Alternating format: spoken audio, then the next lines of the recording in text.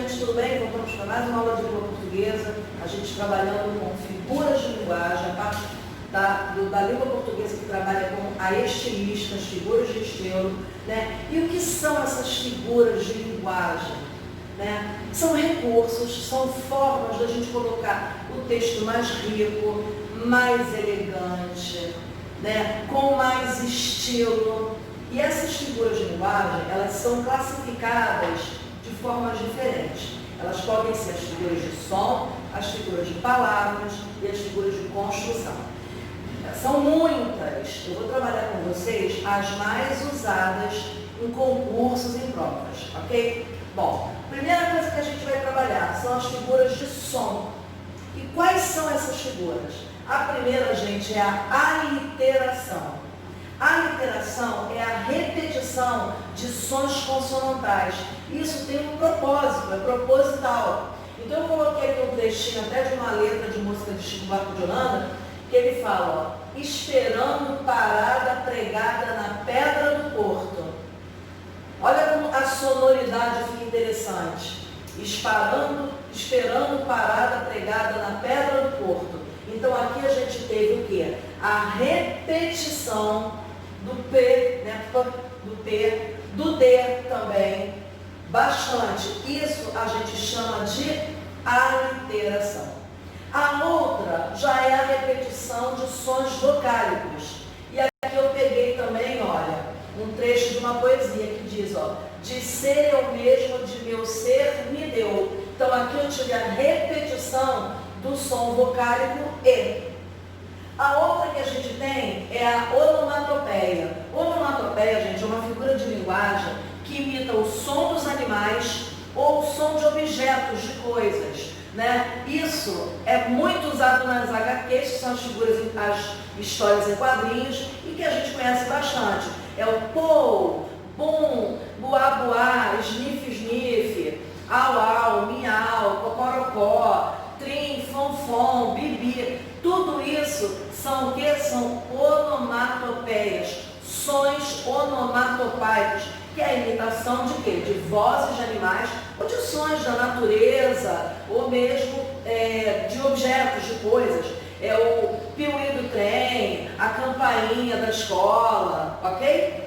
Bom, nós temos também a paronomásia. O que é a paronomásia? Vem de parônimos. O que são parônimos? São palavras que são parecidas ou na escrita ou na pronúncia. Também peguei um trechinho de uma letra de música que ele diz, ó, conhecer as manhas e as manhãs, o sabor das massas e das maçãs. Então você observa que as palavras têm um som parecido, manhas e manhãs, massas e maçãs. Então essas são as figuras de som. As outras figuras que nós vamos aprender são figuras de palavras. Quais são elas? Bom, nós temos a comparação, o nome já está dizendo, eu estou comparando alguém com outra pessoa, alguma coisa com outra coisa, então você vai ter sempre um elemento que mostra essa comparação. Como, tanto, quanto, tão que, né? Ele é parecido com o pai, ele é tão bonito quanto o pai, ó, eu estou comparando. Então eu digo assim, ó, minha mãe é como uma flor. Olha, eu estou comparando a minha mãe. Então eu tenho aqui uma palavra que determina essa comparação. Mas eu também tenho uma outra figura chamada metáfora. A metáfora também é uma comparação, mas ela não usa nenhum termo de comparação e ela associa essa comparação. Ei, Daniele, como assim? Se eu digo assim, olha, minha mãe é como uma flor, mas se eu digo a minha mãe é uma flor, deu para entender a diferença? Eu estou atribuindo à minha mãe as características da flor. Cheirosa, né? Delicada, bonita, com espinhos de vez em quando. Então eu atribuí características, mas eu não usei a palavra comparação. Ok? Qual é a outra que eu tenho? A catacrese.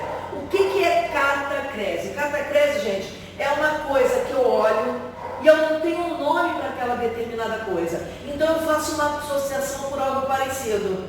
Quer ver como você já conhece? Braço da cadeira, braço da poltrona, pé da mesa, maçã do rosto, céu da boca, batata da perna, dente de alho, cabeça de alho, fio de azeite, né? A asa da xícara, o bico do bule, tudo feito por associação. Essa é a figura de palavra chamada catacrese. Mais uma para você é a sinestesia. Sinestesia é uma coisa interessante, porque quando você fala estesia, você lembra de anestesia. É isso mesmo, ainda nessa associação? Estesia é sentido. Anestesia, é a falta de sentido. Olha que interessante. E o prefixo sim, né? Sinfonia, é você harmonizar o som. O que é sinestesia? É você unir, harmonizar sentidos de órgãos diferentes. Quais são os sentidos? Tato, olfato, audição, paladar, não é isso? A gente não tem, né? Visão. Então aqui a sinestesia é você unir sentidos diferentes harmoniosamente. Quando eu digo, o doce abraço dele me comoveu. Abraço é tato e doce é paladar. Mas quando eu falo um doce abraço, não é que esse abraço tem um gosto açucarado, não. É que um abraço meigo, um abraço querido. Quando eu digo assim, olha, o olhar amargo dela me surpreendeu. O olhar amargo. Gente, ninguém vai me lamber o olho para ver se o olhar é amargo ou não, né? Pelo amor de Deus. Mas o que você diz de amargura? Amargura é uma coisa ruim? Então, ali está dizendo que é um olhar pesado, né? Um olhar triste, muito triste, ok? Então essa é uma figura de linguagem que trabalha com o quê? Com os contato, com visão, com audição, com os sentidos. Daí o nome sinestesia, ok? E agora a gente vai para a parte das figuras de construção. Então, quais são as figuras de construção? Vamos lá. Elipse. Elipse é quando você omite um termo que é facilmente identificado. Então, se eu chego para vocês e digo assim, chegamos tarde. Qual é o termo que foi omitido aí que é claro? Nós chegamos tarde. Chegou cedo. Ele chegou cedo. Ela chegou cedo. Né? Então, elipse é um termo omitido que é facilmente identificado. Nós temos um parecido com elipse chamado zeugma. Só que a zeugma é uma figura de linguagem que você omite um termo que foi dito anteriormente. Ele pode não ter sido conjugado até da mesma forma, mas você vai entender o que eu estou dizendo. Quando eu falo assim, olha, eu gosto de pudim, ele de bolo. Eu gosto de pudim, ele gosta de bolo. Então eu omiti o verbo gostar. Então a diferença de elipse para zeugma. Elipse você omite um termo facilmente identificado. Zeugma, você omite um termo que já foi dito anteriormente, ok? Eu tenho também um aqui, eu quero que você tome bastante cuidado, que é com o pleonasmo. Pleonasmo enfático, o nome já está dizendo. Pleonasmo é quando você repete uma ideia, é uma redundância, mas essa redundância ela é feita para enfatizar. Por isso que o nome é pleonasmo enfático. Então, quando eu digo assim, eu vi o assalto com meus próprios olhos, gente. Claro, você não pede olho emprestado de ninguém para ver o assalto. Mas quando você fala isso, você está sendo tão veemente, você está confirmando, né? Você está enfatizando. Eu vi com os meus próprios olhos, né? E aqui eu peguei um poeminha aqui, né?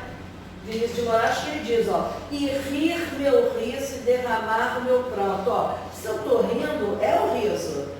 Se eu derramo, é o meu choro, é o meu pranto. Só que aqui é a licença poética, ele é feito de uma forma correta. Mas existe um vício de linguagem chamado pleonasmo vicioso, que esse a gente tem que tomar muito cuidado. Exemplo, entra para dentro, menino. Se entra, já é para dentro, gente. Sobe lá para cima. Olha, se sobe, já é lá para cima. Outra coisa, goteira no teto. Gente, se é uma goteira, já é no teto. Poça no chão. Se é uma poça, já é no chão. Então, esse pleonasmo, ele é considerado um vício de linguagem e ele é chamado de pleonasmo vicioso, ok?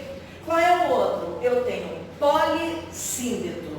Bom, nós já trabalhamos com gramática, a gente sabe que síndeto é conectivo, é aquele que une orações, une termos. O que é poli? Vários. O que é um polissíndeto?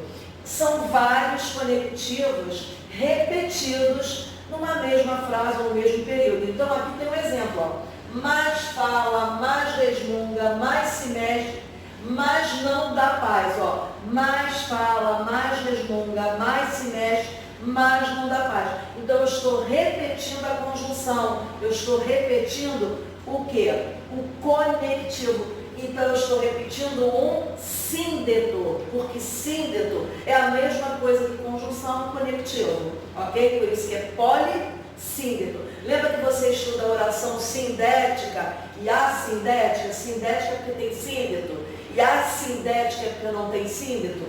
E aí você tem a figura também chamada de assíndeto. Se polissíndeto você repete, né, o síndeto, o assíndeto é aquele que não tem, então você omite. Quando eu digo assim, ó, todo coberto de medo, juro, minto, afirmo, assino. Eu podia ter dito, ó, todo coberto de medo, eu, né, e juro, e minto, e afirmo, e assino. Então, você separou somente por vírgulas. Aí você lembra o quê? Das orações assindéticas. Por isso que você tem o assíndeto. Inversão ou hipérbato, o nome já está dizendo. Inversão é quando você tira a frase da ordem correta, né? Chegaram os meninos. Qual é a ordem correta que a gente aprende? Os meninos chegaram, né? Muito tarde, ela chegou em casa. Ela chegou em casa muito tarde. Aqui eu coloquei, ó, são como cristais as suas lágrimas. Ordem certa. Suas lágrimas são como os cristais, ok? Anáfora. Anáfora também é uma repetição. Só que o polissíndeto é a repetição de quê? De uma conjunção, de um conectivo. A anáfora é a repetição de uma palavra ou de uma expressão. Então eu coloquei aqui, ó, um poema também, ó. A minha amada veio de leve, a minha amada veio de longe, a minha amada veio em silêncio. Então eu repeti toda uma expressão aqui, ó. Nesse caso aqui, é uma anáfora, ok? E a silepse. A silepse, gente, é uma espécie de concordância ideológica. O que é isso, Eliane? Concordância ideológica é quando você entende, está subentendido aquilo que você quer dizer, pela ideia que você quer dizer. Então, por exemplo, eu tenho a silepse de gênero, feminino e masculino, a silepse de número, singular e plural, e a silepse de pessoa, primeira pessoa e terceira pessoa. Mas como é que fica isso no exemplo, Eliane? Vamos ver, ó, silepse de gênero. Eu digo assim, ó, Vossa Excelência parece cansado. Vossa Excelência é um termo aqui, ó, que está no feminino, mas parece cansado, está no masculino. Então você sabe que aqui eu estou me referindo a alguém do sexo masculino. Então é uma silepse de gênero. Quando eu digo assim, ó, a criançada chegou, gritavam como loucos. A criançada está no singular, embora dê ideia de coletivo. Justamente por dar ideia de coletivo, ele colocou aqui, ó, gritavam como loucos, porque a criançada nada mais é do que as crianças. Não é isso? Então eu tenho uma silepse de número. E pessoa, eu digo os cariocas, né? Os cariocas, eles. Terceira pessoa, somos loucos por praia. Opa, somos nós. Primeira pessoa, eu estou me incluindo. Isso significa poeticamente que eu me incluo. Ó. Os cariocas adoramos praia. São as licenças poéticas, Por isso que a gente chama também de concordância ideológica. Mas na parte das figuras de estilo, da estilística, é considerada uma sílabus. Então hoje nós trabalhamos com as figuras de linguagem, que são o quê? São recursos, né, de estilo, para que o termo fique mais atraente, fique mais elegante, fique mais criativo, fique mais rico. E a gente trabalhou com os 3 tipos de figura: figuras de som, figuras de palavras e figuras de construção. Ok, gente?